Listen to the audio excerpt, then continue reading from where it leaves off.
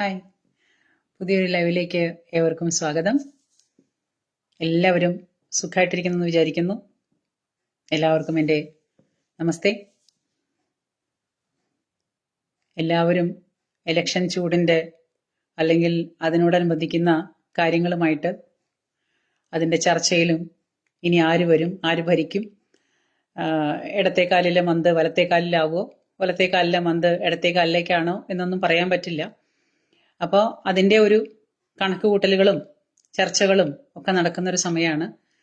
ഓൺലൈനിൽ ആരും കാണുന്നില്ല, എല്ലാവരും വരുമ്പോൾ വരട്ടെ. ഞാനും ലൈവിൽ വന്നിട്ട് കുറച്ച് ദിവസമായി, അപ്പോൾ ആ ഒരു ടച്ച് വിട്ട് കാണും എന്ന് വിശ്വസിക്കുന്നു. അപ്പോൾ ഞാനിന്ന് വന്നത് എന്താ വെച്ചാൽ, കഴിഞ്ഞ ദിവസം ഞാനൊരു ചെറിയ വീഡിയോ ചെയ്തതാണ്. നമ്മുടെ ഗോപാലകൃഷ്ണൻ സാറ് ഹിന്ദു MLA വരണം എന്ന് പറഞ്ഞപ്പോൾ അതാർക്കും അത്രയ്ക്ക് അങ്ങോട്ട് രസിച്ചില്ല. എന്ന് മാത്രമല്ല, അങ്ങനെ ഒരു ഹിന്ദു പറയാൻ പാടില്ലല്ലോ. ഹിന്ദുവിന് അങ്ങനെ ഒരിക്കലും ഒന്നും മിണ്ടാൻ പാടില്ല.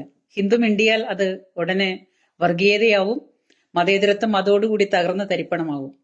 അപ്പോൾ ഇതിന്റെ പേരിലായതുകൊണ്ട്, അത് ഹിന്ദു ആയതുകൊണ്ടാണ്. അപ്പം അത് വലിയൊരു വിഷയമാക്കി അതിന്റെ പേരിൽ കേസെല്ലാം എടുത്ത് അദ്ദേഹത്തിന്റെ പേരിൽ കേസ് കൊടുത്ത് അതിന്റെ പരിപാടികൾ നടന്നുകൊണ്ടിരിക്കുന്നു. അപ്പൊ ഇതൊക്കെ നടക്കുന്ന സമയത്തും നമ്മൾ കാണുന്ന ചില വീഡിയോകൾ നമുക്ക് പറയാതിരിക്കാനായിട്ട് പറ്റില്ല. അപ്പൊ അത് നിങ്ങളെയും കൂടി എനിക്കൊന്ന് കാണിക്കണം എന്ന് വെച്ചിട്ടാണ്. കാരണം എന്താ വെച്ചാല്, ഗോപാലകൃഷ്ണൻ സാറ് പറയുമ്പോൾ മാത്രം വർഗീയത വരുന്നു, മറ്റുള്ളവർ പറയുമ്പോൾ അതിനൊരിക്കലും ഒരു വർഗീയതയല്ല, മതേതരത്വം വാഴുന്നു. ഇതെന്ത് ടെക്നിക്കാണെന്നുള്ളത് എനിക്ക് പിടികിട്ടിയില്ല. അപ്പൊ എന്നെ കേൾക്കുന്ന അല്ലെങ്കിൽ എന്നെ കാണുന്ന നിങ്ങൾക്ക് കിട്ടിയെങ്കിൽ നിങ്ങളൊന്ന് പറയണം എൻ്റെ അടുത്ത്. അപ്പൊ അതിനോട് കറക്റ്റായിട്ട് പറയുന്ന മതേതരത്വമായിട്ടുള്ള ആ വാക്ക് നിങ്ങൾ മറക്കരുത്. മതേതരത്വം വിളങ്ങി നിൽക്കുന്ന, മതേതരത്വം 10 നിലയിൽ വാഴുന്ന, മതേതരത്വത്തിന്റെ ഹെഡ് ഓഫീസായിട്ടുള്ള ഒരു സംസാരം നമുക്ക് കേൾക്കാം. അപ്പോൾ ആ സംസാരം കേട്ടതിന് ശേഷം ബാക്കി നമുക്ക്, ചന്ദ്രമോഹൻ നമസ്തേ, അപ്പൊ നമുക്ക് ഈ സംസാരം ഒന്ന് കേട്ടു നോക്കാം. ഗോപാലകൃഷ്ണൻ സാറ് പറഞ്ഞതിന് എന്താണ് വർഗീയത വന്നത്, ഈ പറയുന്ന സംഗതിയിൽ വർഗീയത ഇല്ലേ, മതേതരത്വം തന്നെയാണോ എന്ന് നിങ്ങളും കൂടി ഒന്ന് കേട്ടിട്ട് പറയണം. ഓക്കെ. മാത്രമായിരിക്കില്ല, നഷ്ടപ്പെട്ടു പോയ 9.5 കൊല്ലത്തിന്റെ ആനുകൂല്യങ്ങൾ തിരിച്ചു പിടിച്ച് ആ സമുദായത്തിന് വകവെച്ചു കൊടുക്കാൻ അല്ലെങ്കിൽ ഈ പണിക്ക് നിൽക്കരുത്. അവർക്കത് കിട്ടണം. കേരളം പോലെ ഒരു സമുദായം ചോര ചിന്തി നമ്മുടെ പിതാമഹന്മാർ നേടിത്തന്ന അവകാശങ്ങൾ. പിന്നെ ഷാജി അവിടെ നിക്കേ. നമ്മുടെ പിതാക്കന്മാർ ചോര ചിന്തി നേടിയ ആനുകൂല്യങ്ങൾ, ഇവന്റെ പിതാക്കന്മാര് നമ്മുടെ നാട്ടിൽ എന്ത് ചോരയാണ് ചിന്തിയതെന്ന് നമുക്ക് നന്നായിട്ട് അറിയാലോ. ഇവന്റെയൊക്കെ പിതാക്കന്മാര് 1921 മലബാർ കലാപം തൊട്ട് അല്ലെങ്കിൽ അതുക്ക് മുന്നേ നടന്നിട്ടുള്ള ഈ പരിപാടികളൊക്കെ തൊട്ട് ഇവിടുത്തെ പാവം ഹിന്ദു സമൂഹത്തിനെ തച്ചുടയ്ക്കാനും തല്ലിക്കൊല്ലാനും കെട്ടിത്തൂക്കാനും കഴുത്ത് വെട്ടാനും തൊലി പൊളിക്കാനും വിക്കിപീഡിയയിലൊക്കെ നിങ്ങൾക്ക് നോക്കിയാൽ കാണാം. അപ്പൊ ഇവന്റെ പിതാക്കന്മാര് നമുക്ക് തന്നിട്ടുള്ള ആ ഒരു എന്താ പറയാ സംഗതികള്, ആ ചോരപ്പാടുകൾ നമ്മൾ ഒരിക്കലും മറക്കാൻ പാടില്ല. അത് കറക്റ്റാണ് ഷാജി പറഞ്ഞത്. ഷാജി നീ പറഞ്ഞത് കറക്റ്റാ പൊന്നുമോനെ. അടുത്ത ജമാഅത്തെ ഇസ്ലാമിയെ ശത്രുപക്ഷത്ത് നിർത്തുന്നില്ലെന്ന് മുസ്ലിം ലീഗ് അഖിലേന്ത്യാ സെക്രട്ടറി പാണക്കാട് സയ്യിദ് മുനവ്വർ അലി ശിഹാബ് തങ്ങൾ. അവരൊരു ശത്രുപക്ഷത്തും നിർത്തുന്നില്ല. അവര് ന്യൂനപക്ഷങ്ങൾ വലിയ രീതിയിൽ ഇവിടെ വലിയ പ്രതിസന്ധി നേരിടുമ്പോൾ, വെല്ലുവിളി നേരിടുമ്പോൾ അത് ഒറ്റക്കെട്ടായി നിൽക്കുക എന്നുള്ളതാണ്. അത് ആ ഒരു ഒരുമയിൽ നിന്ന് പോകുമ്പോൾ എല്ലാവരെയും ചേർത്ത് പിടിച്ചു പോകുക എന്നുള്ള രീതിയിലാണ് നമ്മൾ. ജമാഅത്തെ ഇസ്ലാമി ഒരു മതരാഷ്ട്രവാദം. അപ്പൊ അടുത്ത സെക്കൻഡ് ഈ പാണക്കാട് ശിഹാബ് അലി തങ്ങള്, അതായത് അമ്പിളിപ്രാവിനെ പോലെ പവിത്രനായ, അമ്പിളിപ്രാവിനെ പോലെ നിഷ്കളങ്കനായ പാണക്കാട് ശിഹാബ് അലി തങ്ങൾ പറയണതാണ് എന്ത്, നമുക്ക് ജമാഅത്തെ ഇസ്ലാമിയെ വേർതിരിച്ചു നിർത്തേണ്ട കാര്യമില്ല, അവരെ നമ്മൾ ചേർത്ത് പിടിക്കണം, അവരെയും കൂടെ നമ്മൾ ചേർത്ത് പിടിക്കണം, എന്നിട്ട് വേണം നമുക്ക് ഒരുമിച്ച് മുന്നോട്ട് പോകാൻ. അപ്പൊ ജമാഅത്തെ ഇസ്ലാമി എന്തായാലും ഐത്തം കൽപ്പിച്ച് പുറത്തു നിൽക്കേണ്ട ആളല്ല, അവരെ ചേർത്ത് പിടിക്കേണ്ടവരാണെന്നാണ് പറയുന്നത്. ഇനി അടുത്ത ചോദ്യത്തിന്റെ മറുപടി. സംഘടനയാണല്ലോ. അല്ലല്ലോ, ഞങ്ങൾ പറഞ്ഞിട്ടില്ലല്ലോ അവര് അങ്ങനത്തെ ഒരു മതരാഷ്ട്രവാദം അവർക്ക് ഉന്നയിക്കുന്നില്ല. അവരൊരുപാട് മാറ്റങ്ങൾ അവരുടെ സമീപനത്തിൽ വരുത്തിയിട്ടുണ്ട്. പൊളിറ്റിക്കലായിട്ടാണ് പിന്തുണ കൊടുത്തിരിക്കുന്നത്. കോൺഗ്രസിനാണ്, UDF-നാണ് അവർ പിന്തുണ കൊടുത്തിരിക്കുന്നത്. മതമല്ല പ്രശ്നം എന്നാ കേട്ടോ, ഞങ്ങൾക്ക് മതമാണ് പ്രശ്നം. അത് ഞങ്ങളുടെ ഐഡന്റിറ്റിയാണ്. അപ്പോ രണ്ട് സംഗതികൾ കേട്ടല്ലോ. ചതീച്ചന്റെ സംഗതികളും കേട്ടു, ഷാജിയുടെ സംഭവങ്ങളും കേട്ടു. ജമാഅത്തെ ഇസ്ലാമി വെള്ളരി പ്രാവാണെന്നാ പറയുന്നത്. പൂക്കളെ, പൂമ്പാറ്റകളെ, പുൽക്കൊടികളെ പോലും നോവിക്കാൻ അറിയാത്ത ജമാഅത്തെ ഇസ്ലാമി വളരെ വളരെ വളരെ പവിത്രമായ ഏറ്റവും നല്ല നൈപുണ്യമാർന്ന ഒരു സംഭവമാണെന്നാണ് സതീശൻ പറയുന്നത്.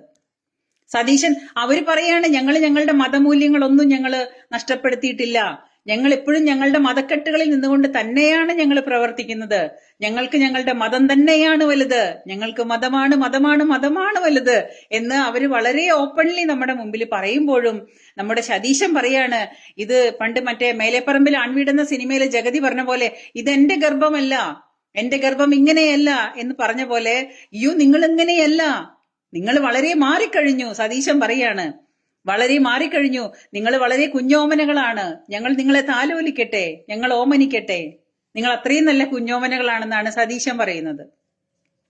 അത് കഴിഞ്ഞ് ഷാജി പറയുന്നതാണ് എന്ത്, മതമാണ് മതമാണ് മതമാണ് ഞങ്ങൾക്ക് പിന്നെ വലുത്, മതം വിട്ടിട്ട് ഞങ്ങൾക്ക് ഒരു കളിയില്ല. അപ്പൊ ഇവിടെ മതേതരത്വം എന്താണ്? ഇവർ പറയുന്നില്ലേ മുസ്ലിം ലീഗ് എന്ന് പറയുന്ന മതപ്പാർട്ടി, മതം തന്നെ പേരിലുള്ള മതപ്പാർട്ടി മതേതരത്വ പാർട്ടിയാണെന്നാണ് സാധാരണ പറയുന്നത്. മുസ്ലിം ലീഗ്, ഈ മുസ്ലിം ലീഗ് എന്ന് പറയുന്ന മതപ്പാർട്ടിയിൽ മതം തന്നെ മുന്നിട്ട് നിൽക്കുമ്പോൾ, ഇവിടെ മതത്തിന് തന്നെ പേരിട്ട് വിളിക്കുമ്പോൾ ഈ മുസ്ലിം ലീഗ് എന്ന് പറയുന്ന മതപ്പാർട്ടി എങ്ങനെയാ മതേതരത്വമാവുന്നത്? എന്നാ പിന്നെ അതിന്റെ പേരിൽ തന്നെ കാണണ്ടേ മതേതരത്വം? മതേതരത്വം പേരിലുമില്ല, പ്രവൃത്തിയിലുമില്ല. ഞങ്ങളുടെ പേരിലും പ്രവൃത്തിയിലൊന്നും ഞങ്ങൾക്ക് ഒരു തരത്തിലുള്ള വിട്ടുവീഴ്ചകളുമില്ല. ഞങ്ങൾക്ക് മതമാണ് മതമാണ് മതമാണ് വലുത്. ഇടയ്ക്കിടയ്ക്ക് ഞങ്ങൾക്ക് മതം പൊട്ടും. അപ്പൊ ഞങ്ങൾ മതം പൊട്ടി ആനേക്കാളും മോശമായിരിക്കും. നമ്മുടെ കാർന്നവന്മാർ ഇവിടെ ചോര ചിന്തിയതൊന്നും അവര് മറന്നിട്ടില്ല എന്നാ പറയുന്നത്. സത്യം തന്നെയാണ്. ഈ പറയുന്ന പാവം ഹിന്ദുക്കളെ തച്ചുടച്ചതും അവരുടെ വിശ്വാസങ്ങളെ പിന്നെ ചോദ്യചിഹ്നത്തിലാക്കിയതും അവരുടെ അമ്പലങ്ങൾ തകർത്തതും അവരുടെ കുഞ്ഞുമക്കളെ കൊന്നതും അവരുടെ ഭാര്യമാരെയും പെങ്ങന്മാരെയും അവരുടെ ആണുങ്ങളെ ബന്ധനസ്ഥരാക്കിയിട്ട് അവരുടെ മുന്നിലിട്ട് ബലാത്സംഗം ചെയ്തതും കഴുത്ത് വെട്ടിയതും തുവൂര് കിണറും ചാവാതെ കിടന്ന ശവങ്ങളും തലയില്ലതും കഴുത്തില്ലാത്തതും കഴുത്തറ്റതും തൊലി പൊളിച്ചതും, അതായത് മുല കുടിച്ചിരുന്ന കുഞ്ഞിനെ വരെ അതിൽ നിന്ന് വലിച്ചൂരിയെടുത്തിട്ട് കഴുത്ത് വെട്ടി കളഞ്ഞ ചരിത്രം വരെ വിക്കിപീഡിയയിൽ നിങ്ങൾക്ക് കാണാൻ സാധിക്കും. അതെല്ലാം നമ്മൾ മറക്കുകയാണ്. വീണ്ടും നമ്മൾ ഈ പറയുന്ന കാബാലികരുടെ മുന്നിൽ പോയിട്ട് മതേതരത്വത്തിന് നിൽക്കുകയാണ്. മതേതരത്വം എന്താണ്? ഈ മതേതരത്വം എന്ന് പറയുന്ന മാങ്ങാത്തൊലിയുടെ മീനിങ് എന്താണെന്ന് എനിക്ക് ഇന്ന് വരെ മനസ്സിലായിട്ടില്ല. അവരുടെ നേതാക്കന്മാരും അവരുടെ ആൾക്കാരും ഓപ്പൺലി മൈക്ക് കെട്ടിവെച്ചിട്ട് പ്രസംഗിക്കുകയാണ്. ഈ ഹിന്ദുക്കളായ കഴുതകളുടെ മുന്നിൽ നിന്നുകൊണ്ട്, ഈ ഹിന്ദു എന്ന് പറയുന്ന വെറും കഴുതകളുടെ മുന്നിൽ നിന്നുകൊണ്ട്, കോവർ കഴുതകളാണെന്ന് ഞാൻ പറയും ഹിന്ദു, ഞാൻ അടക്കം, അവരുടെ മുന്നിൽ നിന്നുകൊണ്ട് ഇവർ പറയാണ് ഞങ്ങൾക്ക് ഞങ്ങളുടെ പിതാക്കന്മാർക്ക് വേണ്ടി, ഞങ്ങളുടെ സമുദായത്തിന് വേണ്ടി, ഞങ്ങളുടെ മതത്തിന്റെ സമുദായത്തിന് വേണ്ടി ഞങ്ങൾ പോരാടുന്നു. 9.5 കൊല്ലം ഞങ്ങൾക്ക് പിടിച്ചു വാങ്ങാൻ പറ്റാത്തത് ഞങ്ങൾ ഇനി പിടിച്ചു വാങ്ങാൻ പോവാണെന്നാണ് പറയുന്നത്. ഞാൻ ചോദിക്കട്ടെ കൂട്ടരെ, നമ്മുടെ നാട്ടില് മുസ്ലിം സമുദായം എന്ന് പറഞ്ഞ് മാറ്റി നിർത്തിയിട്ട് ഇവർക്ക് കൊടുക്കാത്ത എന്തെങ്കിലും ആനുകൂല്യങ്ങൾ ഈ രാജ്യത്തുണ്ടായിട്ടുണ്ടോ?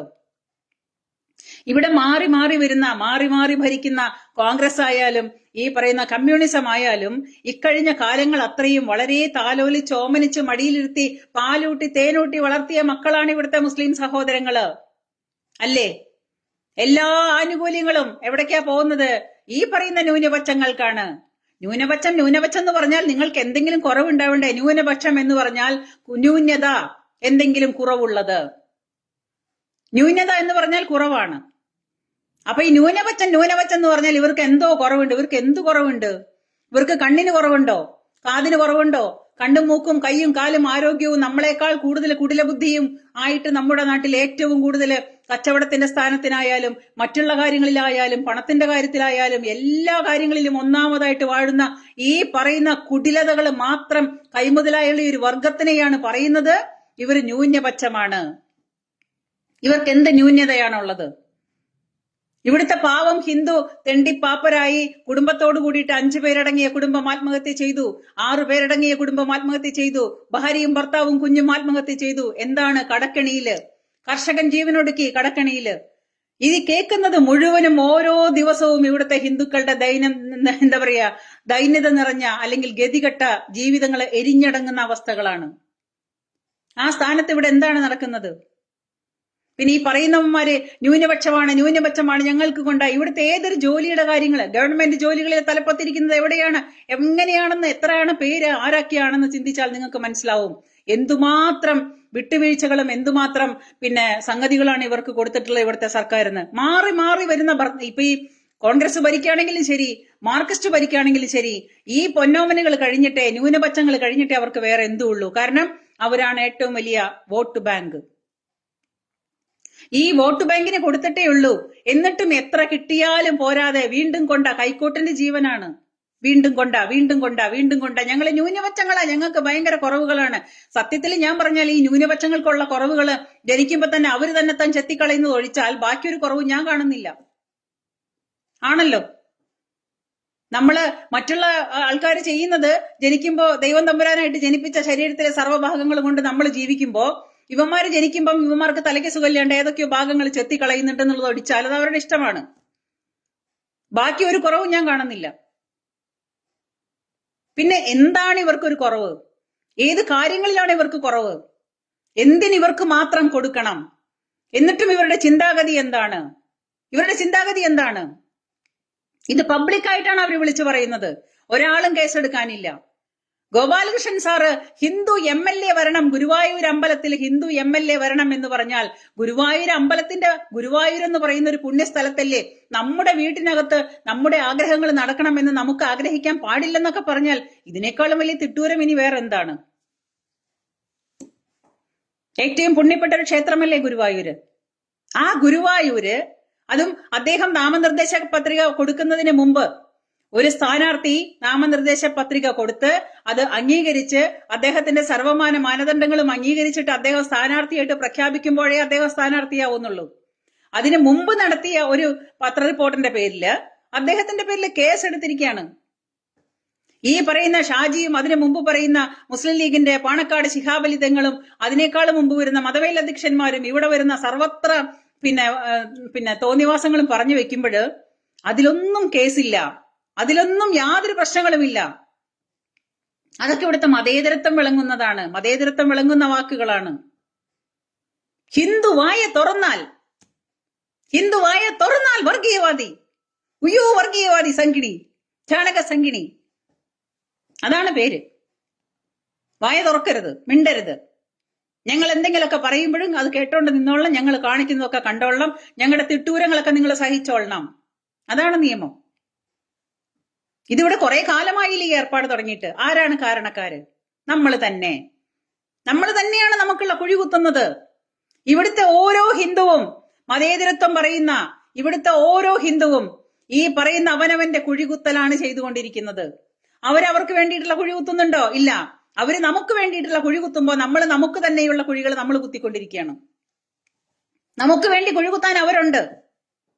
ഇവിടുത്തെ ഹിന്ദുവിനെ മുച്ചൂട് മുടിപ്പിക്കാനായിട്ടും ഇവിടുത്തെ ഹിന്ദുവിനെ തച്ചുടയ്ക്കാനും ഇവിടുത്തെ ഹിന്ദുവിനെ നാമാവശേഷമാക്കാനും ഈ പറയുന്ന മനുഷ്യരും സർക്കാരും പ്രതിപക്ഷവും ഭരണപക്ഷവും ഒരേപോലെ മത്സരിക്കുമ്പോ, ഒന്നിനൊന്ന് ഞാനാണോ നീയാണോ മേലെ എന്ന് പറഞ്ഞിട്ട് അവർ മത്സരിക്കുമ്പോ, അത് ഇവിടുത്തെ ഹിന്ദുക്കളെ മുച്ചൂട് മുടിപ്പിക്കാനാണ്. ഏതെങ്കിലും ഒരു സർക്കാർ വന്നിട്ട് ഏതെങ്കിലും ഒരു ഹിന്ദു സംഘടനയ്ക്ക് സപ്പോർട്ട് തന്നിട്ട് നിങ്ങൾ കണ്ടിട്ടുണ്ടോ? നിങ്ങൾ കേട്ടിട്ടുണ്ടോ? നിങ്ങളുടെ ഈ കണ്ട കാലത്തിനടുത്ത ജീവിതത്തിനിടയ്ക്ക് നിങ്ങൾ എപ്പോഴെങ്കിലും പബ്ലിക്കായിട്ട് ഹിന്ദുവിനെ സപ്പോർട്ട് ചെയ്ത് ഹിന്ദുക്കൾക്ക് വേണ്ടിയിട്ട്? ഇല്ല, ഒരിക്കലുമില്ല. നോ. ഹിന്ദു ഇവിടെ ജനിച്ചത് അവന് ജീവിക്കാനായിട്ട് ഈ ഭൂമിയിൽ അർഹതയേ ഇല്ല. എന്തിന് ഹിന്ദു ജീവിക്കണം? ഹിന്ദു എന്തിനിവിടെ വാഴണം? ഇവിടെ മുസ്ലിം രാഷ്ട്രമാക്കണം. ഇതൊരു മുസ്ലിം രാഷ്ട്രമാവണം. ഭാരതം തന്നെ മുസ്ലിം രാഷ്ട്രമാവണം. അതിനുള്ള പണിയാണ്. ഒരു ഭാഗത്തുകൂടെ പ്രൊഡക്ഷൻ കൂട്ടിക്കൊണ്ടിരിക്കുക.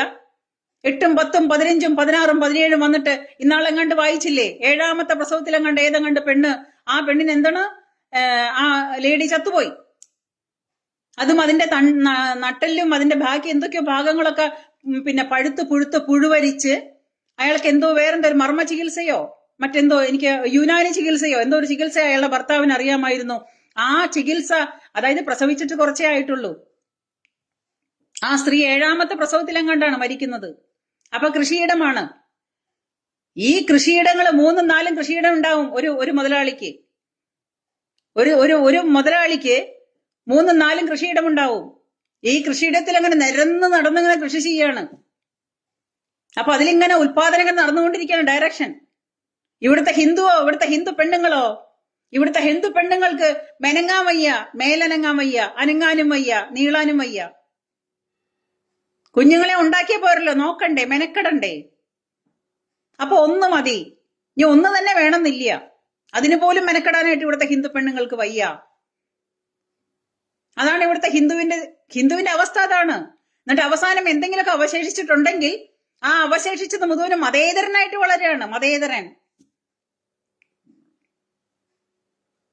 നമ്മൾ നമ്മുടെ മക്കളെ മതേതരനാക്കിയിട്ട് വളർത്തിയിട്ട് ഇങ്ങനെ സർവ്വഭാഗത്തും ഇങ്ങനെ മതേതരന്റെ എന്താ പറയാ നെറ്റിപ്പട്ടം വെച്ച് കെട്ടി നമ്മൾ നമ്മുടെ മക്കളെ പറഞ്ഞു മനസ്സിലാക്കി വളർത്തുമ്പം അപ്പുറത്തുള്ളവർ പറയുന്നത് മതമാണ് മതമാണ് മതമാണ് ഞങ്ങൾക്ക് വലുത്, ഞങ്ങളുടെ മതം തന്നെയാണ് ഞങ്ങൾക്ക് വലുത് എന്ന് അവര് കാണിച്ചിട്ടും, നമ്മുടെ കൺമുന്നിൽ കാണിച്ചിട്ടും നമുക്ക് കണ്ണു തുറക്കാൻ പറ്റുന്നില്ലല്ലോ, നമുക്ക് കാണാൻ പറ്റുന്നില്ലല്ലോ. ഇതാണ് ഇവിടുത്തെ അവസ്ഥ. എല്ലാവർക്കും മതേതരം പുഴുങ്ങി തിന്നണം, 4 നേരവും പുഴുങ്ങി തിന്നണം മതേതരം. ആ മതേതരം പുഴുങ്ങി തിന്നു കഴിഞ്ഞ് ഏമ്പക്കം വിട്ടിങ്ങനെ ഇരിക്കുമ്പം, അല്ലെങ്കിൽ അവന്റെ അടുത്ത വീട്ടില് അവന്റെ പെരുന്നാൾ കഴിഞ്ഞ് അവന് കുറച്ച് ബിരിയാണി കൊണ്ടുവന്ന് അത് നക്കി തിന്നാൻ കിട്ടിക്കഴിഞ്ഞാൽ അതിനോളം ടേസ്റ്റും അതിനോളം രസവും വേറെ യാതൊന്നിനുമില്ല. മതേതരത്വം പൂത്തുലഞ്ഞു. അതാണ് അവസ്ഥ.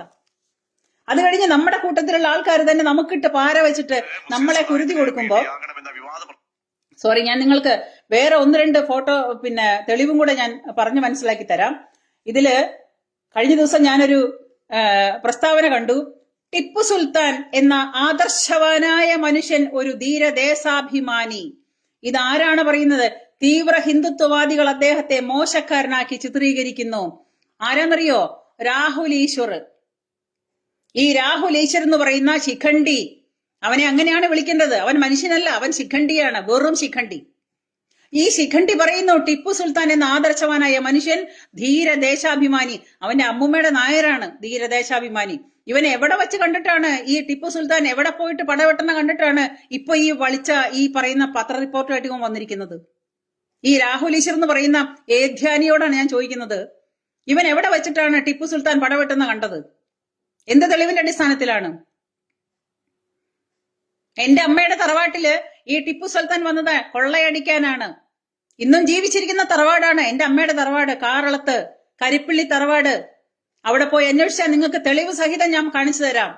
അവിടുത്തെ താളിയോലകളിലെ തെളിവ് സഹിതം എല്ലാ കാര്യങ്ങളും തെളിവോടുകൂടിയുണ്ട്. ടിപ്പു സുൽത്താൻ എന്ന് പറയുന്ന ഈ ടിപ്പു പട്ടി അവിടെ വന്നത് കൊള്ളയടിക്കാനാണ്. ഇവൻ കൊള്ളയടിക്കാൻ വരുന്നതിന് മുൻപ് എല്ലാവർക്കും ഓലയില് സന്ദേശം അയക്കും. ഞാനിതാ വരുന്നുണ്ട്, എല്ലാവരും വീടും മുതലും വിട്ടിട്ട് ഓടിക്കോ, ജീവനും കൊണ്ട് ഓടിക്കോളാൻ പറയും. മുൻപേ തന്നെ ഇവൻ സന്ദേശം അയക്കും. അതെന്തിനാണെന്നറിയോ? നല്ല നല്ല നല്ല പൈസയും നല്ല നല്ല പഴയ മൂല്യങ്ങളുമുള്ള തറവാടുകൾ പിടിച്ചടക്കുക, അത് കൊള്ളയടിക്കുക, അവിടുത്തെ മുതലും കൊണ്ട് പോവുക. അങ്ങനെ കൊള്ളയടിച്ച് നടന്നിരുന്ന ഒരു പുഴുത്ത പട്ടിയാണ് ഈ ടിപ്പു പട്ടി. എന്നിട്ട് ആ ടിപ്പു പട്ടിയെ വാഴ്ത്തപ്പെട്ടവരായിട്ട് പറയാണ് ഈ രാഹുൽ ഈശ്വർ എന്ന് പറയുന്ന ശിഖണ്ഡി അവന്റെ സ്വന്തം നാടിനോടും അവൻ ജനിച്ച സമൂഹത്തിനോടും ചെയ്യുന്ന ചതിയായിട്ടാണ് ഈ രാഹുൽ ഈശ്വർ എന്ന് പറയുന്ന ഈ ഏധ്യാനി പറയുന്നത്.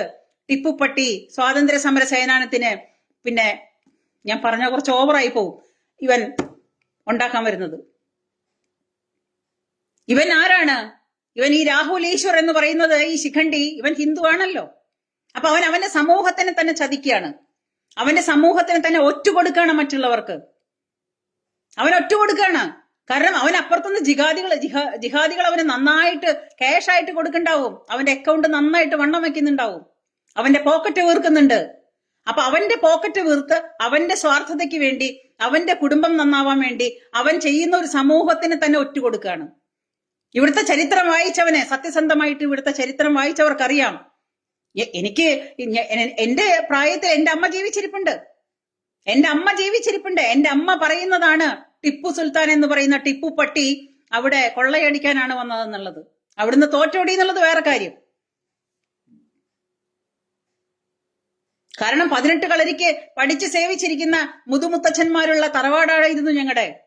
ആ മുത്തച്ഛനും മുതുമുത്തച്ഛനും അവരുടെ ഭാഗത്തു നിന്ന് ഇവൻ തോറ്റോടി എന്നുള്ളതാണ് സത്യം. ഇവൻ തോറ്റോടി. ഇവൻ എവിടുന്ന് അവസാനം പറഞ്ഞു, അടിയനെ ഇവിടുന്ന് പോവാൻ അനുവദിക്കണം, ഞങ്ങൾക്ക് ഇവിടെ കൊള്ളയടിക്കണ്ട എന്ന് പറഞ്ഞ് തോറ്റോടിയ തറവാടിന്ന് ജീവിച്ചിരിക്കുന്നുണ്ടെന്ന്. ആ വീടും ആ തറവാടും ജീവിച്ചിരിപ്പുണ്ട്. എന്നിട്ട് ഈ രാഹുലേശ്വർ എന്ന് പറയുന്ന ഈ ഏധ്യാനി പറയുന്ന കേട്ടില്ലേ, അവന്റെ സ്വന്തം സ്വാർത്ഥതയ്ക്കും അവന്റെ പോക്കറ്റ് വീർപ്പിക്കാനും വേണ്ടി ജിഹാദികൾ കൊടുക്കുന്നത് നക്കി തിന്നിട്ടാണ് ഈ പറയുന്നത്, ഈ പരമനാറി പറയുന്നത്. എന്റെ വാക്കുകൾ വളരെ മോശമാണ്, ഐ എം സോ സോറി. ഇവന് അതേ പറയാൻ നിവൃത്തിയുള്ളൂ. ഒരു സ്വന്തം വർഗത്തിലെ പറയാണ്, ഒരു വർഗത്തെ മുഴുവൻ അങ്ങ് നാമാവശേഷമാക്കി ചതിക്കാനായിട്ടാണ് ഈ ശിഖണ്ഡി ഈ വർത്തമാനം പറയുന്നത്. അത് കഴിഞ്ഞിട്ട് അടുത്തത് ആസിഫ് അലി, സിനിമാ നടനാണ്. ഈ ആസിഫ് അലി എന്ന് പറയുന്ന ഈ നാറി സിനിമാ നടനാണ്. ഇവന് രാഷ്ട്രീയം പറയേണ്ട കാര്യമുണ്ടോ? ഇവനൊരു കലാകാരനല്ലേ? ഇവന് മറ്റുള്ള സമൂഹം ഇവൻ എന്ത് ദോഷാ ചെയ്തത്, എന്ത് ദ്രോഹമാണ് ചെയ്തത്? ഇവന്റെ സിനിമ എല്ലാ മനുഷ്യരും ഒരേപോലെ പോയിട്ട് ഇവനോടുള്ള ആരാധന കൊണ്ടും സ്നേഹം കൊണ്ടും നമ്മളെല്ലാവരും പോയിട്ട് ഇവന്റെ സിനിമ കാണുന്നുണ്ടല്ലോ. ഈ ആസിഫ് അലിയുടെ ഈ ആസിഫ് അലി നടത്തിയ പ്രസ്താവന നോക്കൂ.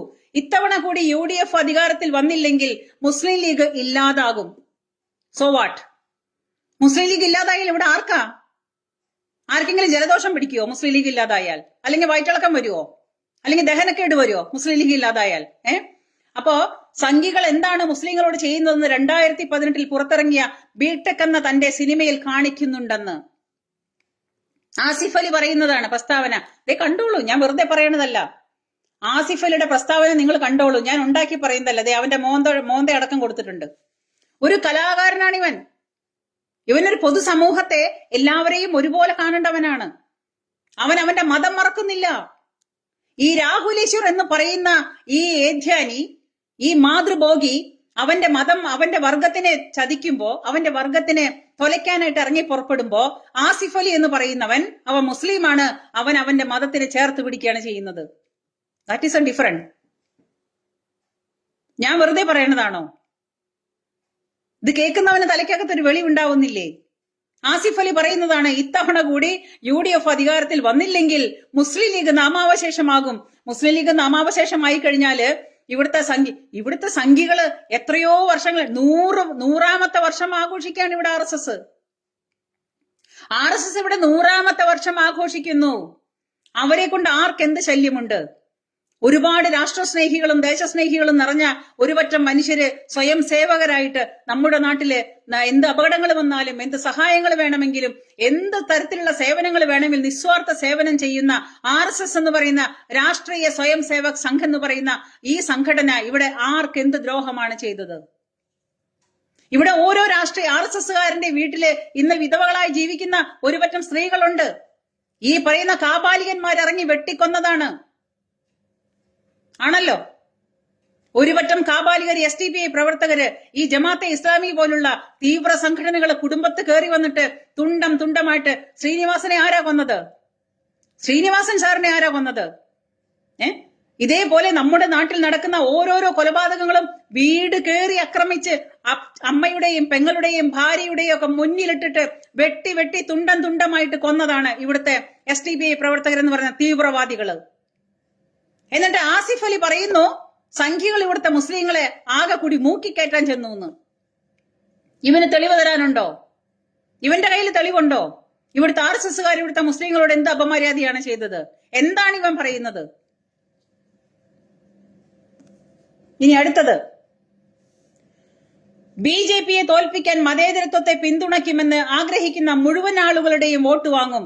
വർഗീയത മഞ്ചേശ്വരത്ത് തലപൊക്കരുത്. മുസ്ലിം ലീഗ് സ്ഥാനാർത്ഥി AKM അഷ്റഫ്. വർഗീയത തലപൊക്കരുതെന്ന് ഇവന്റെ കൂട്ടത്തിലുള്ള ഷാജി എന്ന് പറയുന്ന ആ അലവലാതി പറയുന്നു. മതമാണ് ഞങ്ങൾക്ക് വലുതെന്ന് പറയുന്നു. മതത്തിന് വേണ്ടിയിട്ട് ഞങ്ങൾ എന്തും ചെയ്യുമെന്ന് പറയുന്നു.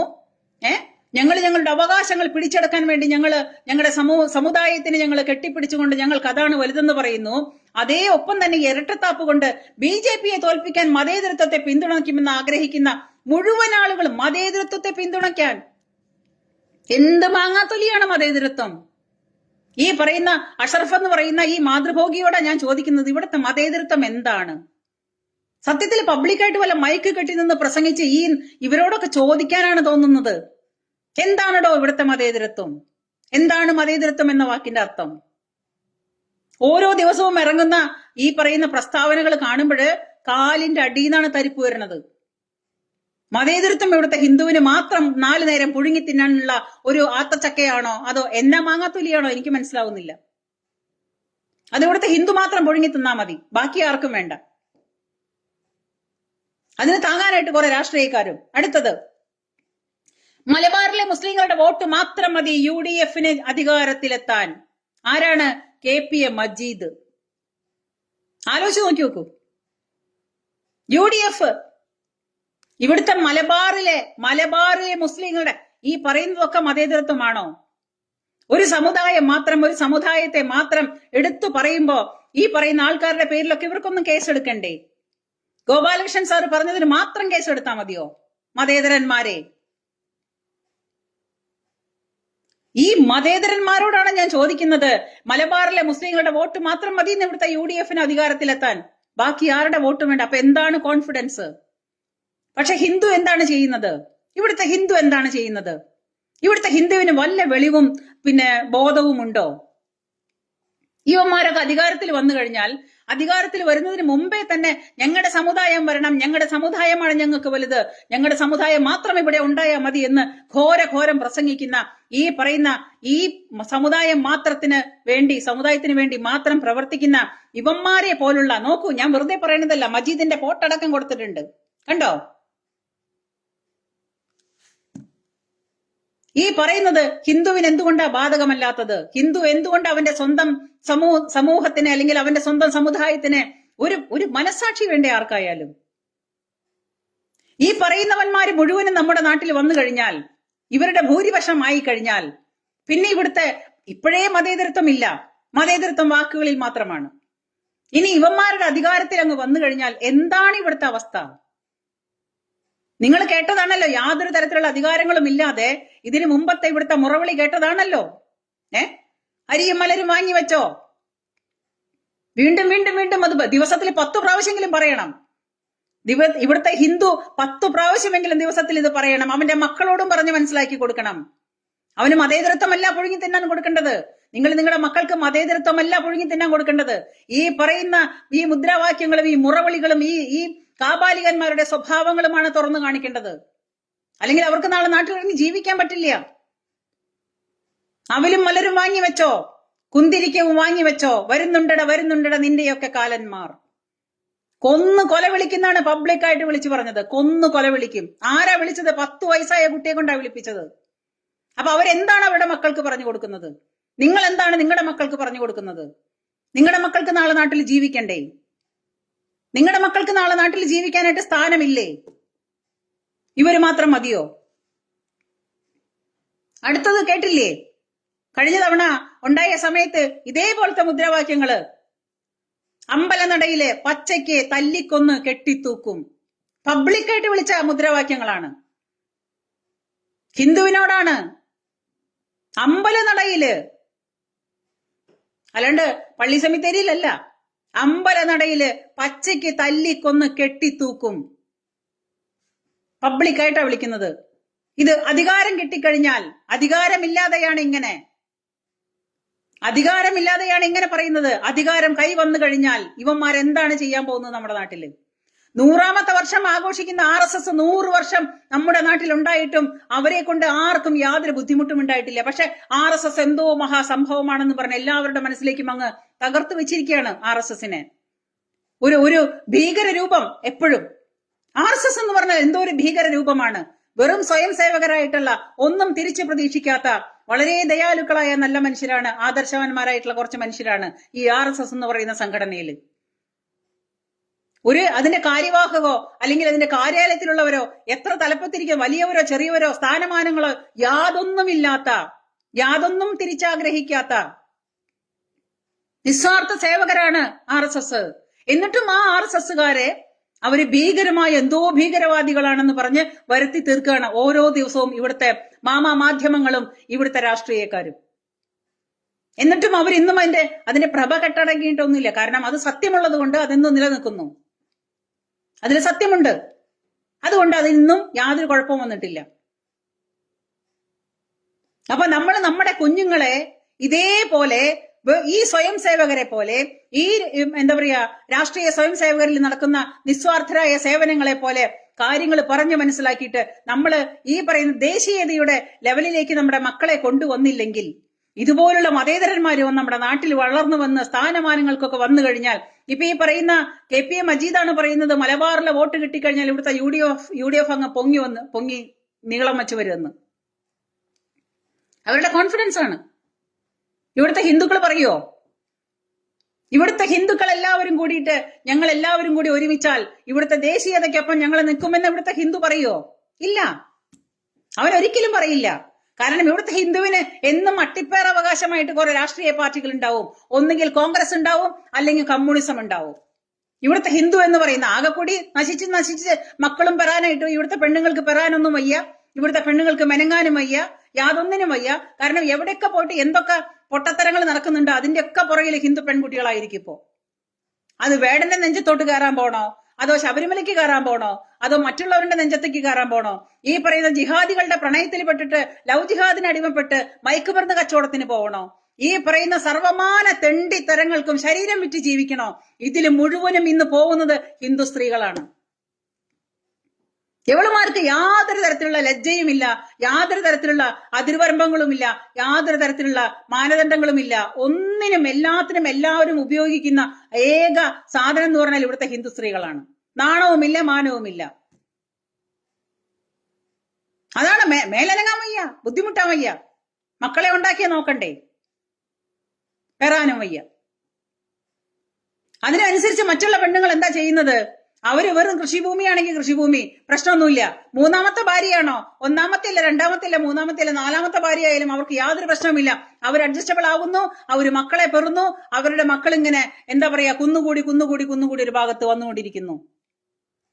നമ്മുടെ സമുദായം ഇങ്ങനെ നശിച്ച് അവസാനിച്ചുകൊണ്ടിരിക്കുന്നു. നമ്മളും ആണെങ്കിൽ ഉള്ളതോ മതേതരന്മാരായി പോകുന്നു. ആ മതേതരത്വത്തില് ഒരു ഭാഗം കമ്മ്യൂണിസത്തിലും ഒരു ഭാഗം കോൺഗ്രസിന്റെ അടിമകളാണ്, വെറും അടിമകളാണ്. ഞങ്ങൾ പാർട്ടി മാറില്ലേ? ഞങ്ങൾ ജനിച്ചപ്പോ തൊട്ട്, ഞങ്ങളുടെ അച്ഛനുള്ളപ്പോ തൊട്ട്, ഞങ്ങളുടെ മുത്തച്ഛനുള്ളപ്പോ തൊട്ടുള്ള പാർട്ടി ഇതാണ്. ഞങ്ങൾ പാർട്ടി മാറില്ല. ഈ പാർട്ടി എന്തിനാണ്? പുഴുങ്ങി തിന്നാനാണോ പാർട്ടി? രാഷ്ട്രീയം പാർട്ടി നമ്മളെ രാഷ്ട്രീയത്തിന്റെ നാടിന്റെ സേവനത്തിൽ ആരാണോ നിസ്വാർത്ഥ സേവനം ചെയ്യുന്നത് ആ രാഷ്ട്രീയത്തെ നമ്മൾ ബഹുമാനിക്കണം. നമ്മുടെ നാട്ടിൽ കഴിഞ്ഞ 10-70 വർഷമായിട്ട് എന്താണ് ഈ കമ്മ്യൂണിസവും കോൺഗ്രസും കൂടി ചെയ്തുകൊണ്ടിരിക്കുന്നത്? ഇനി യുവമാരുടെ തന്തയില്ലാത്ത സ്വഭാവം എന്താണ്? ഒരു സ്ഥലത്ത് ദേശീയത തലപൊക്കുമെന്ന് കണ്ടാൽ അവിടെ രണ്ടു കൂട്ടരും കൂടി ഒന്നാവും. അപ്പോ അവർക്ക് അയിത്തവുമില്ല, ശുദ്ധവുമില്ല, യാതൊന്നുമില്ല. അപ്പൊ ഒന്നാണ്. അപ്പൊ പിണറായി വിജയനും സതീശനും ഒന്നാണ്. ഇതാണ് കാര്യം. ഇവിടുത്തെ പ്രതിപക്ഷം എന്ന് പറയുന്നത് വാക്കുകളിൽ മാത്രമേ ഉള്ളൂ പ്രതിപക്ഷം. ആ പ്രതിപക്ഷത്തിന്റെ തനി നിറം കാണണമെന്നുണ്ടെങ്കിൽ, ഇപ്പൊ ഞാനൊരു കഴിഞ്ഞ ദിവസം ഒരു പിക്ചർ കണ്ടായിരുന്നു.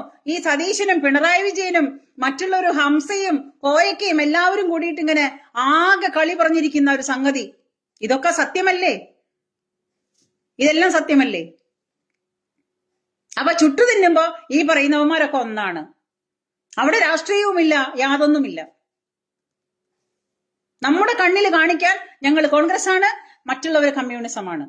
നമ്മുടെ കണ്ണിൽ കാണിക്കാൻ ആവശ്യത്തിന്റെ സമയം വന്നു കഴിഞ്ഞാൽ, ഞങ്ങൾ ഇവിടെ ദേശീയത തലപൊക്കുമെന്ന് വന്നു കഴിഞ്ഞാൽ ഞങ്ങൾ ഭയങ്കരമായിട്ട് ഞങ്ങൾ ഒന്നാവും. ഞങ്ങൾ അപ്പുറത്തെ വീട്ടിലെ ചേട്ടന്റെ കൂടെ കിടക്കും, അതിൽ മക്കളെ ഉണ്ടാക്കും, എന്നിട്ട് ഞങ്ങൾ ഒന്നായിട്ട് ഞങ്ങൾ ഒരേപോലെ ഞങ്ങൾ ജീവിക്കും. അതാണ് ഈ നെറികെട്ട രാഷ്ട്രീയം. ഇരട്ടത്താപ്പാണ്, എല്ലാവർക്കും ഇരട്ടത്താപ്പാണ്. അവനവന്റെ രാഷ്ട്രീയം നിലനിർത്താനായിട്ടും അവനവന്റെ പോക്കറ്റ് വീർപ്പിക്കാനായിട്ടും ഇവിടുത്തെ ഒരു വിഭാഗം ജനതയെ മാത്രം കൂട്ടുപിടിച്ചുകൊണ്ട് മറ്റൊരു വിഭാഗത്തെ ചവിട്ടിയരയ്ക്കുന്ന നാറിയ ഇരട്ടത്താപ്പോട് കൂടിയ രാഷ്ട്രീയം. അത് കുറെ 7 ദിവസമല്ല, 7 ആഴ്ചയല്ല, 7 മാസമല്ല, 7 വർഷമല്ല, 10-70 വർഷങ്ങളായിട്ട് നമ്മുടെ നാട്ടിൽ നടന്നുകൊണ്ടിരുന്നിട്ട് ഇവിടുത്തെ ഹിന്ദുക്കൾ ഒരുമിച്ചൊന്ന് നിന്നിട്ടൊന്ന് തുമ്മിയാലായിട്ട് ഈ നായിന്റെ മക്കളെ തെറിച്ചു പോവില്ലേ? ഈ പറയുന്ന സമുദായത്തിനെ കൂട്ടുപിടിച്ച മതേതരത്വം പുഴുങ്ങി തിന്നുന്ന ഈ പറഞ്ഞവന്മാര് ഇവിടുത്തെ എല്ലാ ഹിന്ദുക്കളും ഒരുമിച്ചിട്ട് ഒന്ന് തുമ്മിയാൽ യവന്മാര് തെറിച്ചു പോവില്ലേ? ഒന്നിക്കില്ല, ഒരിക്കലും ഒന്നിക്കില്ല. എല്ലാ ആനുകൂല്യങ്ങളും അത് ഞമ്മക്ക്, എല്ലാ തരത്തിലുള്ള ജോലി സംബന്ധമായിട്ടുള്ള കഴിവുകളും അത് ഞമ്മക്ക്. ഞമ്മള് ന്യൂനപക്ഷമാണ്, ഞമ്മളിങ്ങ് ഞങ്ങൾക്ക് കൈക്കൂട്ടന്റെ ജീവനം കൊണ്ടിരിക്കുകയാണ്. എന്താണ് ന്യൂനപക്ഷം? ഒരു കുറവും ഞാൻ നോക്കിയിട്ട് കാണുന്നില്ല. അപ്പൊ ഇതൊക്കെയാണ് ഈ പറയുന്ന മതേതരത്വം പുഴുങ്ങി തിന്നാനായിട്ട് പറയുന്ന സിനിമാ നടന്മാരടക്കം. ചില മേഖലകൾ എന്ന് പറഞ്ഞാൽ അവർക്ക് രാഷ്ട്രീയം പറയാൻ പാടില്ലാത്തതാണ്.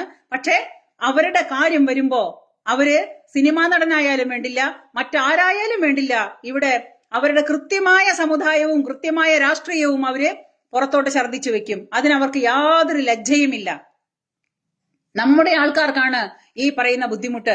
നമ്മുടെ ആൾക്കാരുടെ ഇടയിൽ ഈ ആട്ടിൻ തോലിട്ട രാഹുൽ ഈശ്വറിനെ പോലുള്ള ചെന്നായ്ക്കളുണ്ട്. ചെന്നായ്ക്കള്, ആട്ടിൻ തോലിട്ട ചെന്നായയാണ് ഈ രാഹുൽ ഈശ്വർ. അവന്റെ സമൂഹത്തിനെ ചതിക്കുകയാണ്, ഒറ്റുകൊടുക്കാണ്, അവന്റെ പോക്കറ്റ് വീർപ്പിക്കാൻ.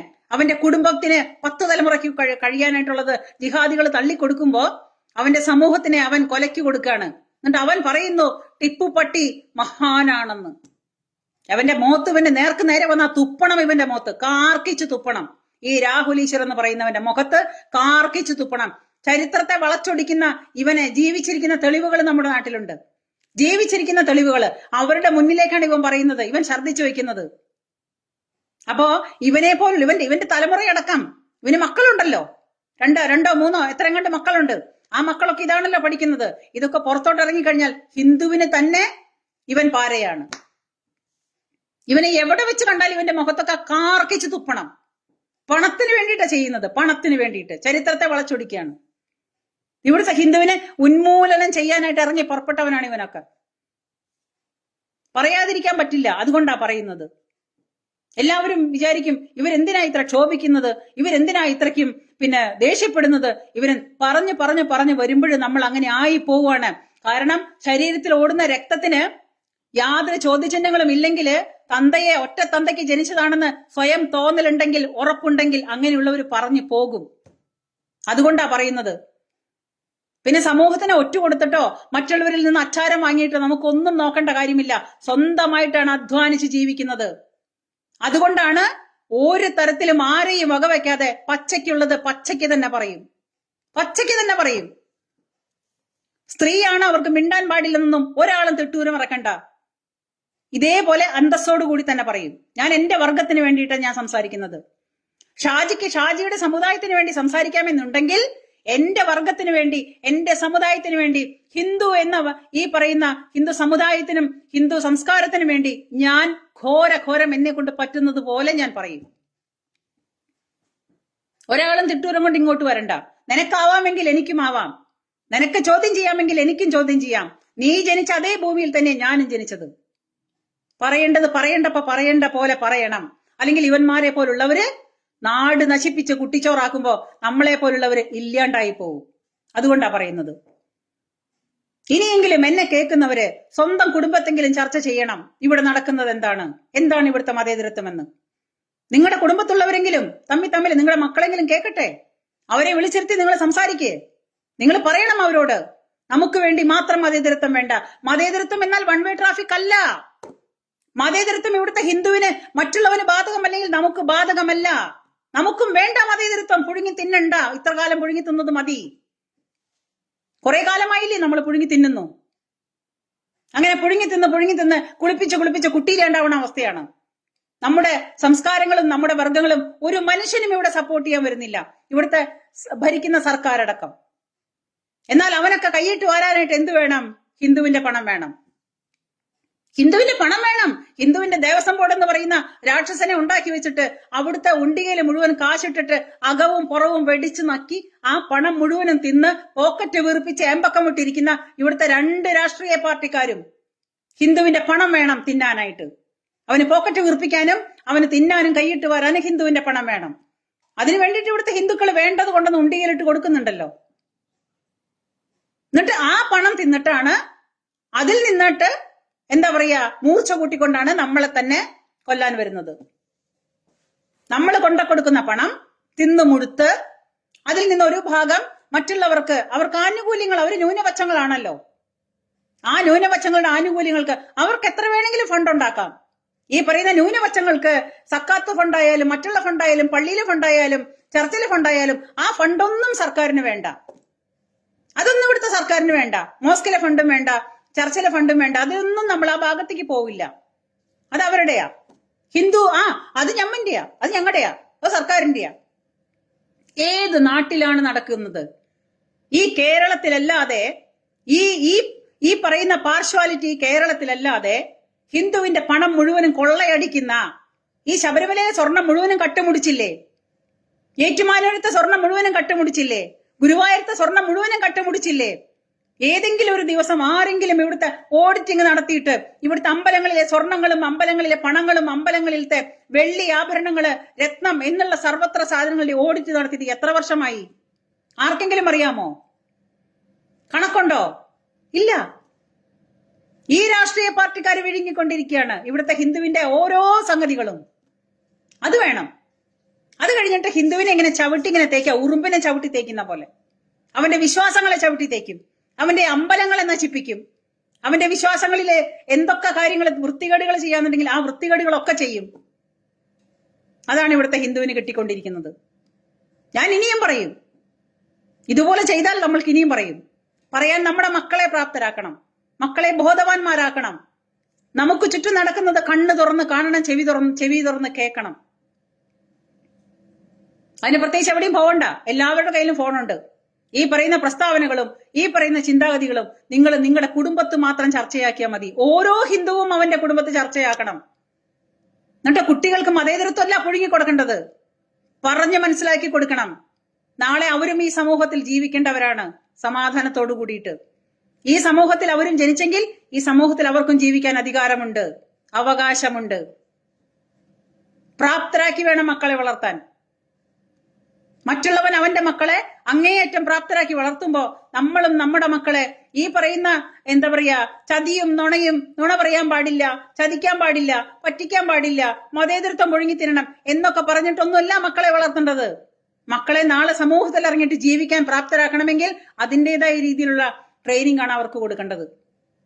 പ്രത്യേകിച്ചും പെൺമക്കളെ. ചുറ്റും വലവരിച്ചിരിക്കുന്ന ഈ ജാതി കുറുക്കന്മാരെ, ഈ ജാതി കാബാലികന്മാരെ, ചെന്നായ്ക്കളെ, ഇതാണ് അവരുടെ രൂപം. ആരോട് കൂട്ടുകൂടണം, ആരുടെ കൂടെ നിൽക്കണം, ആരാണ് കൂട്ടുകാരിയാവേണ്ടത്, ആരാണ് കൂട്ടുകാരനാവേണ്ടതെന്ന് പച്ചയ്ക്ക് പറഞ്ഞ് മനസ്സിലാക്കി കൊടുക്കണം. നല്ല വർഗീയത പറഞ്ഞ് മനസ്സിലാക്കി കൊടുക്കണം മക്കൾക്ക്. പഠിക്കട്ടെ മക്കള് ചെറുപ്പം തൊട്ട്. എന്തുകൊണ്ട് അങ്ങനെ വേണമെന്ന് കൂടി അവരോട് പറഞ്ഞ് മനസ്സിലാക്കണം. ഉദാഹരണ സഹിതം. അനുഭവസ്ഥരാണ് നിങ്ങൾ എല്ലാവരും. എന്തിനു പഠിക്കണം, എന്തിനു കുറയ്ക്കണം? ഇവർക്കൊക്കെ ഘോരഘോരം പബ്ലിക്കായിട്ട് മൈക്ക് കെട്ടി പ്രസംഗിക്കാമെന്നുണ്ടെങ്കിൽ നമുക്ക് നമ്മുടെ വീട്ടിലെങ്കിലും പറയാനുള്ള ആർജവം നമ്മൾ കാണിക്കണം. അതർവൈസ് നമ്മളും നമ്മുടെ തലമുറകളും ഇല്ലാണ്ടായി പോവും. ഒരു ഹിന്ദു MLA വരണം ഗുരുവായൂരെന്ന് പറഞ്ഞതിന് ഗോപാലകൃഷ്ണൻ സാറിനെ വലിച്ചു കീറി ഭിത്തിയിലൊട്ടിക്കുകയാണ് എല്ലാവരും കൂടിയിട്ട്. ഇവിടുത്തെ എന്താ പറയാ മാധ്യമങ്ങളടക്കം അദ്ദേഹത്തെ വലിച്ചു കയറിക്കൊണ്ടിരിക്കുകയാണ്. ഹിന്ദു എന്ന് പറഞ്ഞു ഒന്ന്. ഹിന്ദു എന്ന് പറഞ്ഞ തെറിയാണോ?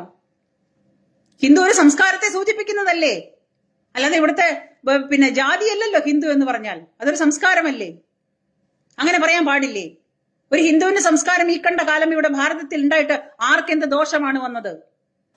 ഇവിടുത്തെ ഹിന്ദു ആരോട് എന്ത് അതിക്രമമാണ് കാണിച്ചിട്ടുള്ളത്? ഇവിടുത്തെ ഏത് നാരായണൻ നമ്പൂതിരിയാണ് പിന്നെ ഇറാനിലും ഇറാഖിലും പോയിട്ട് യുദ്ധം ചെയ്യുന്നതും ബോംബ് വയ്ക്കുന്നതും ഈ പറയുന്ന ICSലൊക്കെ പ്രവർത്തിക്കുന്ന നാരായണ നമ്പൂരിയാണോ? അല്ലെങ്കിൽ പരമേശ്വരൻ നമ്പൂരിയാണോ? അല്ലെങ്കിൽ ഗംഗാധരൻ നായരാണോ? ആണോ? എത്ര പേർക്കുണ്ട്? ഇവിടുത്തെ ഗംഗാധരൻ നായർ പിന്നെ നാരായണൻ തിരുമേനിയൊക്കെ പോയിട്ട് പിന്നെ അതിർത്തിയിലും താലിബാനിലും ICSലൊക്കെ പോയിട്ട് ബോംബ് വെച്ചു, അല്ലെങ്കിൽ ബോംബ് ബ്ലാസ്റ്റിംഗ് നടത്തി ആൾക്കാരെ കൊന്നു, ചുട്ടരിച്ചു എന്നൊക്കെ ആരെങ്കിലും കേട്ടിട്ടുണ്ടോ? പിന്നെ എന്തിന്റെ അടിസ്ഥാനത്തിലാണ് ഇവര് ഹിന്ദുക്കളെ ഇങ്ങനെ പറയുന്നത്? നമുക്കങ്ങനെ ചെയ്യാൻ സാധിക്കുമോ? നമുക്കങ്ങനെ ഒരു പിന്നെ ട്രെയിനിങ് കിട്ടുന്നുണ്ടോ? അപ്പൊ ഇനി അത് വേണ്ട. നമുക്ക് മതേതരത്വം വൺ വേ ട്രാഫിക് ഉള്ള പരിപാടി നമുക്കങ്ങ് ബാൻ ചെയ്യാം, നമുക്കത് അവസാനിപ്പിക്കാം. നീ എന്നോട് എങ്ങനെയാണോ അതുപോലെ എന്നാണ് ഞാൻ നിന്നോടും എന്നുള്ള ആ റോൾ എടുത്തു കഴിഞ്ഞാൽ ഇവിടെ എല്ലാവർക്കും സമാധാനമാവും. അതെടുക്കാത്തതാണ് കുഴപ്പം. അത് ചെയ്യണം. ഇങ്ങോട്ട് എങ്ങനെയാണോ തിരിച്ചങ്ങോട്ടും അങ്ങനെ ഈ റോൾ എടുത്താൽ മതി, ഒരു പ്രശ്നവുമില്ല. അപ്പൊ ഇന്നു മുതൽ നിങ്ങൾ നിങ്ങളുടെ കുടുംബത്തെ കുഞ്ഞുങ്ങളോട് ഈ പരിപാടികൾ ചുറ്റും നടക്കുന്നത് അവരെ പറഞ്ഞ് മനസ്സിലാക്കണം. നമ്മുടെ നാടിന്റെ മതേതരത്വം എന്താണെന്ന് അവരെ തുറന്നു കാണിക്കണം. അവരും അറിയട്ടെ, മനസ്സിലാക്കട്ടെ. ഇല്ലെങ്കിൽ അവര് നാളെ ക്രൂശിക്കപ്പെടും. അവർക്ക് ഈ നാട്ടിൽ ജീവിക്കാൻ പറ്റാണ്ടാവും. നമ്മളൊക്കെ അങ്ങ് ചത്തുപോകും. പക്ഷെ നമ്മുടെ മക്കൾ കഷ്ടപ്പെട്ടു പോവും. ഇവിടെ നല്ല കുറ്റിയന്മാരായിട്ടാണ് വളർന്നു വരുന്നത്. എല്ലാ അടവും പഠിച്ച്, എല്ലാ അടവും പഠിപ്പിച്ച്, എല്ലാ ആനുകൂല്യങ്ങളും കൈപ്പറ്റി ഒരേ ബെഞ്ചിലിരുന്ന് പഠിക്കുന്ന രണ്ട് കുട്ടികളാ. ഒരേ ബെഞ്ചിലിരുന്ന് പഠിക്കുന്ന രണ്ട് കുട്ടികൾക്ക് ഒരുത്തൻ ആനുകൂല്യങ്ങളുടെ പേരില് ജോലികളും മറ്റുള്ള കാര്യങ്ങളും സ്കോളർഷിപ്പും എല്ലാം നേടിക്കൊണ്ടു പോകുമ്പോ നമ്മുടെ മക്കള് മാത്രം 10 പൈസയ്ക്ക് ഗതിയില്ലാതെ പഠിച്ച ഡിഗ്രി പോലും അവന് എടുത്ത് യാതൊരു തരത്തിൽ ആനുകൂല്യങ്ങളും ഇല്ലാതെ മിണ്ടാതെ വീട്ടിലിരുന്ന് വല്ല കൂലിപ്പണിക്ക് ഓട്ടോറിക്ഷ ഓടിക്കേണ്ട ഗതികേട് അവർക്ക് വരികയാണ്. എന്തിന്റെ പേരിലാണെന്നറിയോ? മതത്തിന്റെ പേരില്. നീ ഏത് ജാതിയിൽ ജനിച്ചതിന്റെ പേരില്. What A nonsense. ഒരു സമൂഹത്തിലെ രണ്ട് മനുഷ്യര്, അവര് ഒരു ഹിന്ദുവിന്റെ വീട്ടിൽ ജനിച്ചു, മറ്റവൻ മറ്റുള്ള മുസ്ലിമിന്റെ വീട്ടിൽ ജനിച്ചു എന്ന് വന്നാൽ അവന്റെ കുട്ടിക്ക് സർവത്ര ആനുകൂല്യങ്ങളും കൊടുക്കുക, ഹിന്ദുവിന്റെ കുട്ടി എവിടെയെങ്കിലും തൊലഞ്ഞു പൊക്കോട്ടെ എന്ന് പറയുന്ന ഈ തരത്തിലുള്ള തെണ്ടിത്തരങ്ങൾ ഈ ഭൂമിയിൽ എവിടെ, ഏത് രാജ്യത്താണുള്ളത്? മതാടിസ്ഥാനത്തിൽ ഈ കാണിക്കുന്ന തെണ്ടിത്തരം ഏത് രാജ്യത്താ ഉള്ളത്? ഇതാണ് കേരളത്തിന്റെ അവസ്ഥ. എന്നിട്ട് പറയും മതേതരത്വം, അത് ഹിന്ദുവിന് മാത്രം. ചവിട്ടിത്തള്ളി കടലിൽ കളയേണ്ട കാലം കഴിഞ്ഞിട്ടുണ്ട് ഇതൊക്കെ. ഇതിവിടുത്തെ ഓരോ സ്ത്രീകളും പുരുഷന്മാരും അവനവന്റെ കുടുംബങ്ങൾ കുട്ടികളോട് പറഞ്ഞു മനസ്സിലാക്കിക്കൊണ്ട് തന്നെ വളർത്തണം. അവരും വളരട്ടെ. വർഗീയവാദി എന്നുണ്ടെങ്കിൽ വർഗീയവാദി കേക്കട്ടടോ. എന്തിനാണ് വർഗീയ പട്ടം കിട്ടിയ? എന്താ പ്രശ്നം? എന്റെ സമുദായത്തിന് വേണ്ടി ഞാൻ പറയുന്നത്. എനിക്ക് ഒരു പ്രശ്നവുമില്ല. I don't care. നിങ്ങൾ എന്നെ വർഗീയവാദിന്നോ വർഗീയ സംഘിണിന്നോ അല്ലെങ്കിൽ ചാണക സംഘിന്നോ നിങ്ങൾ എന്ത് വേണമെങ്കിൽ വിളിച്ചോ. I have no problem. Doesn't matter. അപ്പൊ അതുകൊണ്ട് എന്റെ വാക്ക് കേട്ടിട്ട് ഒരാൾക്കെങ്കിലും, ഈ കേട്ടിരിക്കുന്നതിൽ ഒരാൾക്കെങ്കിലും എന്റെ വാക്ക് കേട്ടിട്ട് എന്തെങ്കിലും തോന്നിയാൽ അതെന്റെ വിജയമാണ്. സോ പ്ലീസ്, നമ്മുടെ കുടുംബത്ത് നമ്മുടെ മക്കളോട് ഈ വക കാര്യങ്ങളൊക്കെ പറഞ്ഞ് തന്നെ മനസ്സിലാക്കി തന്നെ വളർത്തുക. അവരും വളരുമ്പോ ഈ സമൂഹത്തിൽ ജീവിക്കേണ്ടവരാണ്. എന്തെങ്കിലും മനസ്സിലാക്കിക്കൊണ്ട് വളർത്തിയാൽ അവർക്കെങ്കിലും എന്തെങ്കിലും പിടിച്ചു നിൽക്കാൻ പറ്റും. അല്ലെങ്കിൽ തളർന്നു പോവും, കൂട്ടത്തോടു കൂടി ആത്മഹത്യ ചെയ്തു പോവും. മനസ്സിന് ഒരു ആർജവം ഉണ്ടാവില്ല, ഒരു ശക്തി ഉണ്ടാവില്ല. അപ്പൊ അങ്ങനെ ആക്കരുത്. നമ്മൾ അങ്ങനെയല്ല മക്കളെ വളർത്തേണ്ടത്. നല്ല സ്ട്രോങ് ആയിട്ട് തന്നെ വളർത്തണം. എന്തു വന്നാലും പിടിച്ചു നിൽക്കാൻ പറ്റുന്ന രീതിയിൽ. അതിന് മതേതരത്വം പുഴുങ്ങി തിന്നിട്ട് കാര്യമില്ല. വർഗീയവാദി തന്നെയാണെങ്കിൽ വർഗീയവാദി എന്നേ, വർഗീയവാദി പട്ടം തരണമെങ്കിൽ തരട്ടെ, പ്രശ്നമൊന്നുമില്ല. അല്ലാതെ നമുക്കൊന്നും തരുന്നില്ലല്ലോ. അപ്പൊ വർഗീയവാദി പട്ടമെങ്കിൽ അതെങ്കിൽ അത് ഇരിക്കട്ടെ, പ്രശ്നമില്ല. അപ്പോ ഇത്രയും നേരം എന്നെ കേട്ട എല്ലാവർക്കും എന്റെ നന്ദി, നമസ്കാരം.